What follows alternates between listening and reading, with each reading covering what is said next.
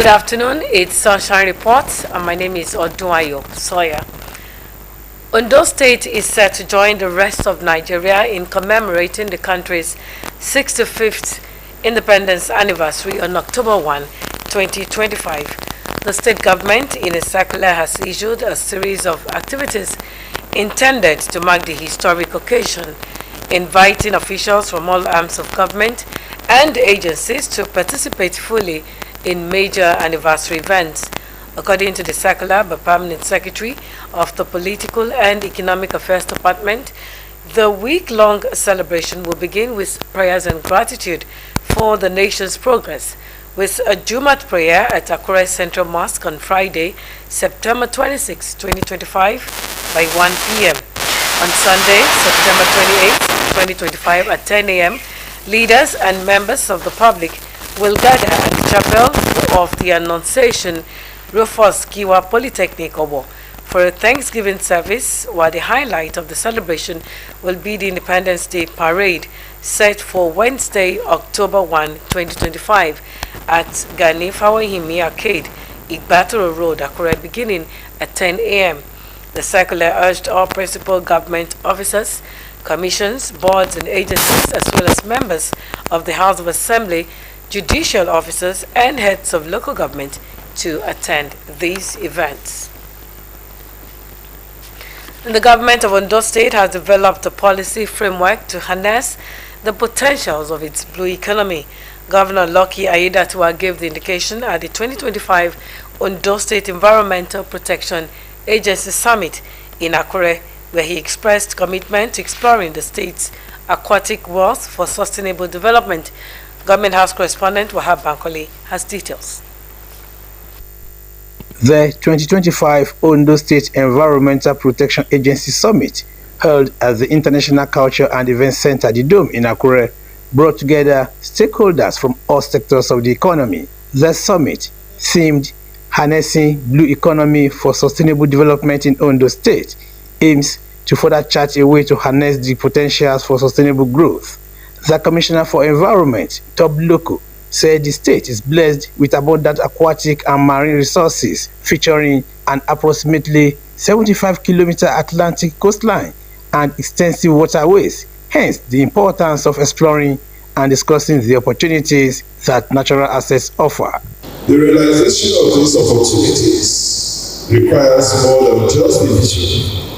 It demands coordinated planning, targeted investments, innovative policy frameworks, effective pollution control, and the sustainable management of our bioresources. Chairman on the occasion and Vice Chancellor Olusegun Agagu, University of Science and Technology, Osrc, Professor Temi Ologun-Orisha, represented by Dr. Cecilia Oluwamudupe, highlights the state's blue economy as a strategic resource. The awareness is just coming up that people or the policymaker should start looking into blue economy. You know, there are so many opportunities that resides in the ocean.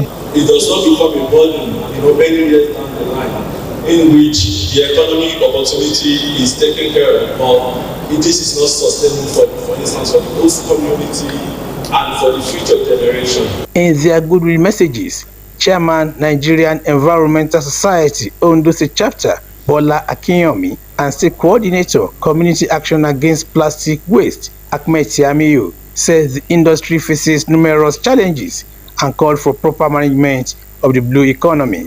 Minister of Youth Development, Ayodele Olawande, represented by Ms. Leah Akinferin-Soye, opined that the blue economy is a paradigm shift aimed at utilizing vast opportunities of the ocean to create jobs and empower the younger generation. The theme, harnessing the blue economy for sustainable development, resonates deeply with the renewed hope agenda of President Bola Ahmed Tinubu to support, empower, and protect Nigerian youths, and her ministry's mission and core values, most especially the blue and circular economy. Governor Lucky Aiyedatiwa, through the Secretary to the State Government, Dr. Taiwo Fashoranti, stated that the government is making concerted efforts to develop its coastal and maritime resources, aiming to create more than 10,000 jobs for young people. In line with our administration's avowed commitment to unlocking the immense potential of the blue economy, being a strategic pillar of our development mantra, our East agenda, we are advancing initiatives that align with global sustainability principles and local economic priorities. Key among these are development of a blue economic master plan to provide a strategic roadmap for investment, innovation, and long-term ecological stewardship. Aiyedatiwa stated that the state is strategically positioned for business and urged investors to seize the opportunity. He noted that with appropriate policies and regulations, the state can fully harness its ocean resources to build a brighter future for its people. Wahab Bankole, Osrc News. In the health sector, facilities at Igbarauke General Hospital in Ifedore local government area of Ondo State are functional and actively serving patients, contrary to recent reports in the media. Prompted by the publications, Osrc's Joy Pius went on a fact-finding mission to the facility and reports that the claims of neglect and failing infrastructure are misleading. General Hospital serves as a vital healthcare hub for Ifedore and neighboring communities in Ondo, Ekiti, and Osun states. A tour of the hospital as part of Osrc's verification visit revealed well-equipped departments, a clean environment, and reliable power supply, backed up by over 40 solar panels. At the Accident and Emergency Department, which doubles as the General Output Section, staff were seen attending to patients with stretcher and wheelchair available for use. In the maternity ward, the cry of a newborn signaled a recent delivery, an indication of the hospital's ongoing active service.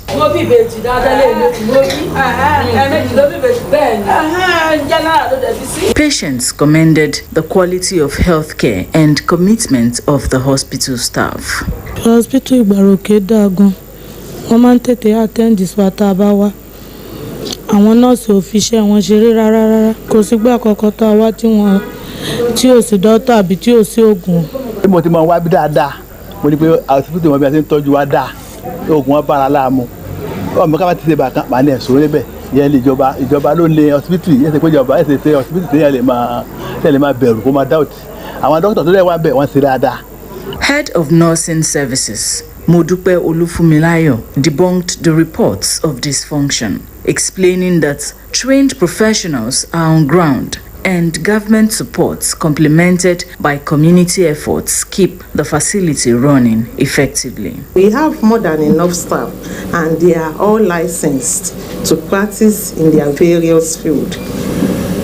As I'm talking now, we have like 27 nurses, competent, trained, licensed nurses.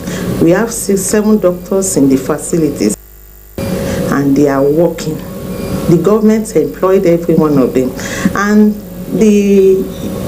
concerning the equipment, they said, we have equipment. The government of Governor Aiyedatiwa is really trying for the health sector.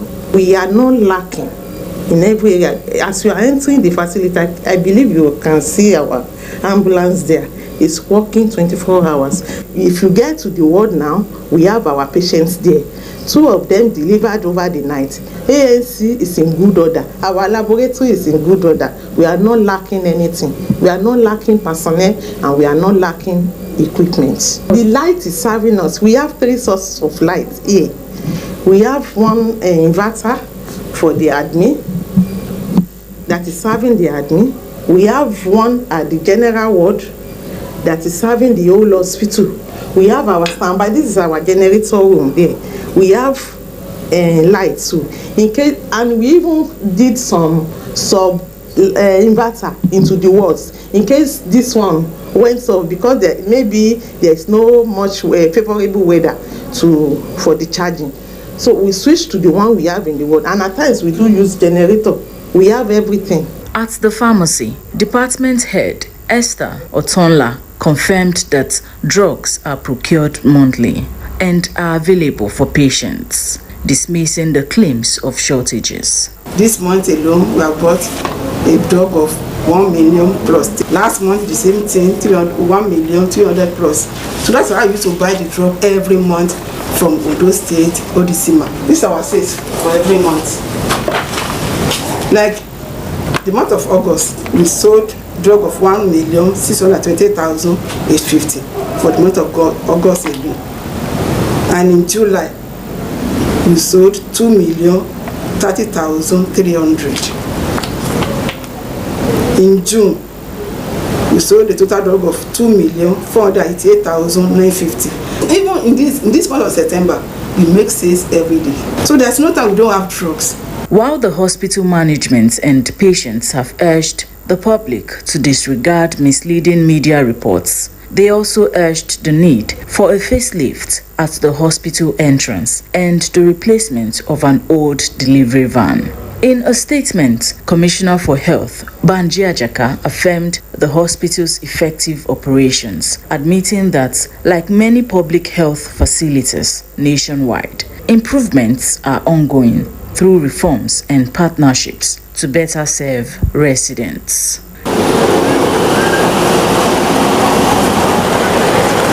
Joy Pius, Osrc News.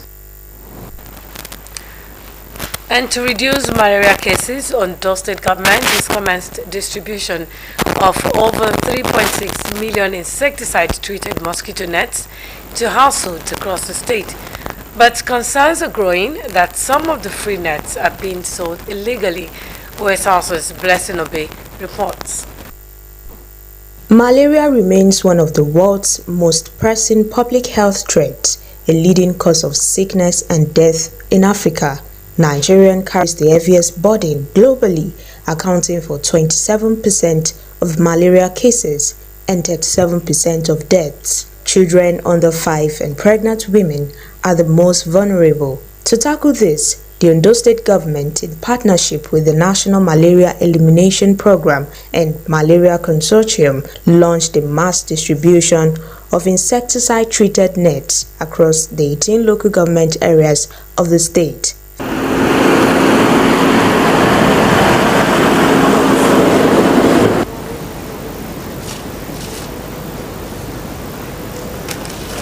Feed workers in malaria-branded uniforms move door to door, registering families and handing out nets.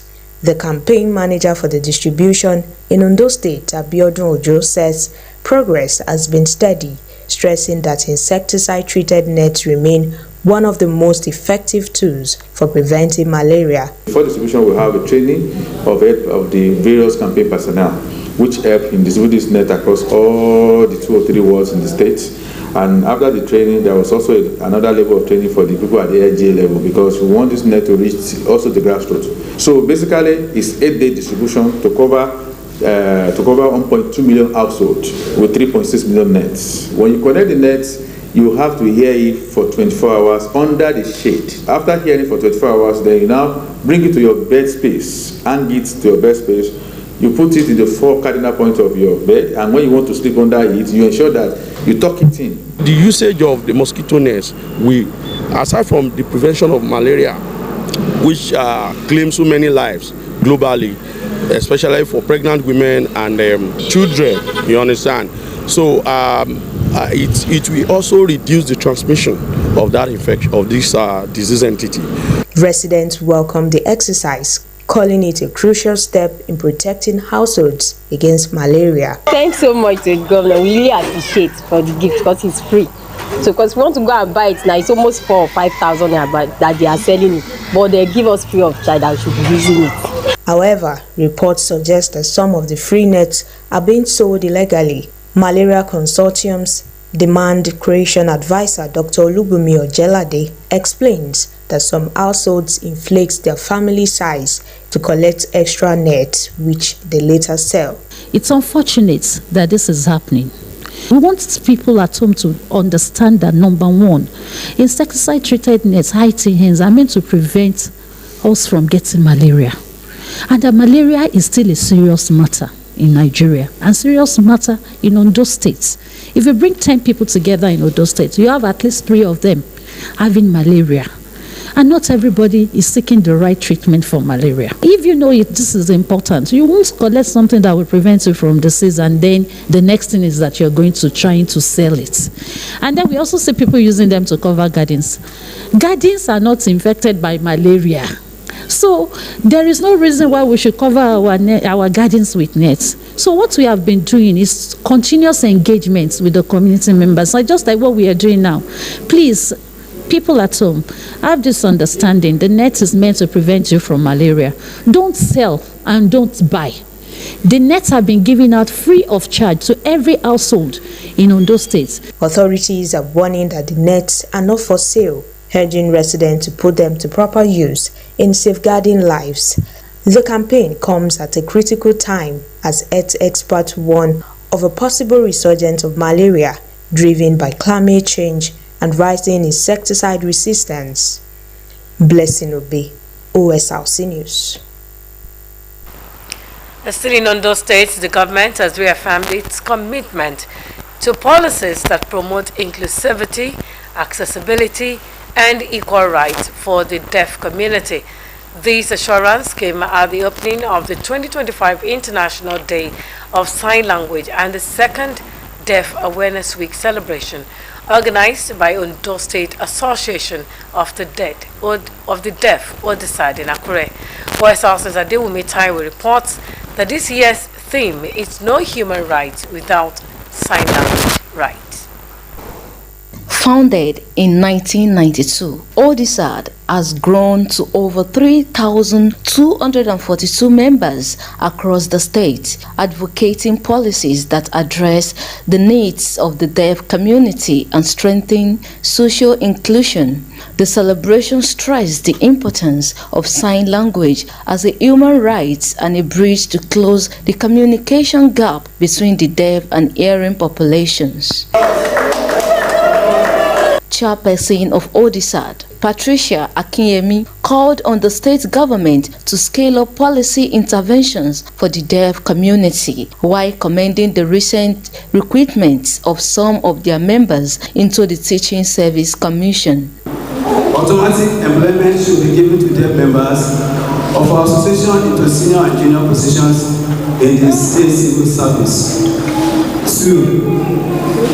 Deploy sign language interpreters in government offices, hospitals, banks, police stations, and television stations, especially on Osrc TV for deaf viewers. 3. Release the approved fund for Children's International Day of Sign Language, IDSL, which have remained unreleased up to now. Guest speaker Mike Ologbese stressed that government policies must make provision for interpreters and establish centers for teaching and learning sign language to foster inclusivity. If only they know sign language, they will not be able to communicate with the outside world, and it will be a kind of short shame for them. So that for them, sign language for everybody. Representing the governor, Senior Special Advisor on Union Matters, Bola Taiwo, assured that the government would integrate Odisad's request into its development agenda and reaffirmed support for policies that empower the deaf. And the interpreters are very minimal.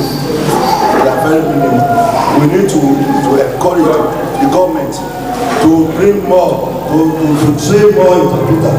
Also speaking, the chairperson of the Association of Sign Language Interpreters, Ondo State Chapter, Mrs. Oluwaseun Oje, urged society to embrace sign language learning while commending the governor for his open-door approach to disability inclusion. I'm happy that we have a governor that's out here to listen to all.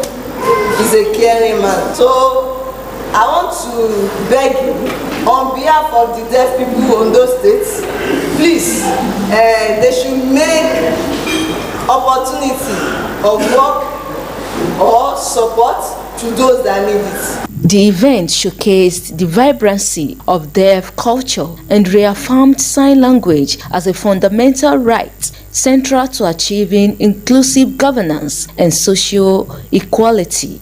Adewumi Taiwo, OSRC News. The growth and sustainability of a cooperative society depend largely on collective efforts, legitimacy, and responsible conduct of its members. This was the focus of a one-day seminar jointly organized by the cooperative societies of the Ondo State Radio Vision Corporation, Osrc Media Group. Osrc correspondent Abidemi Akinrotoye has details.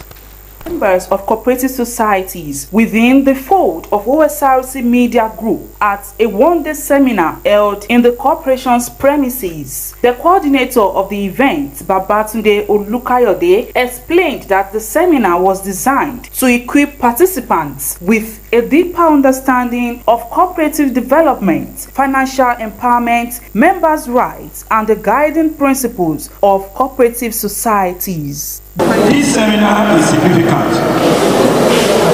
Significant in the sense that, one, this is the first of its kind in the history of this organization.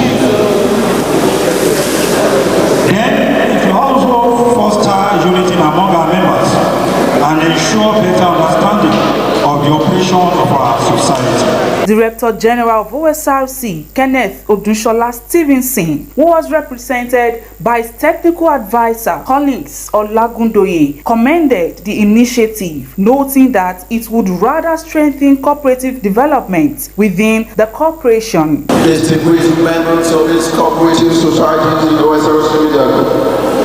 Our media group recognizes the importance of cooperatives and remains committed to creating an enabling environment where they can thrive. So we shall continue to provide support in areas of training, access to care, and of course, regulatory guidance to ensure that cooperative societies remain catalysts of economic growth and social development as far as this corporation is concerned. Delivering a lecture, a retired Deputy Director of Cooperative Societies, Mr. Adeayeni, stressed the critical role of members in sustaining cooperative societies. He noted that active engagement and commitment of members are vital to ensuring their success. When you join a cooperative society as a member, ensure the organization knows accountability and success.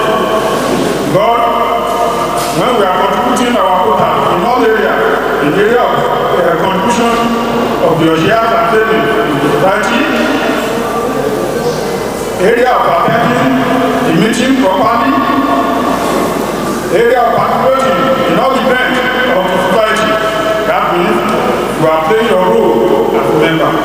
Another facilitator, Olusegun Ojuolape, shed light on the legal framework guiding cooperative societies and warned against the risk of non-compliance with regulatory standards. I want to encourage us, if you get out here, when you see a society with a cripple, please don't go there. It is very dangerous. The seminar was described a milestone by participants who urged members to embrace collaboration, teamwork, mutual support, and accountability. It also set the stage for future empowerment, positioning participants to make greater contributions to their societies and, by extension, to sustainable growth and development. Abidemi Akinrotoye, OSRC News. And that report wraps up the news. Thank you so much for watching. Good afternoon. Go.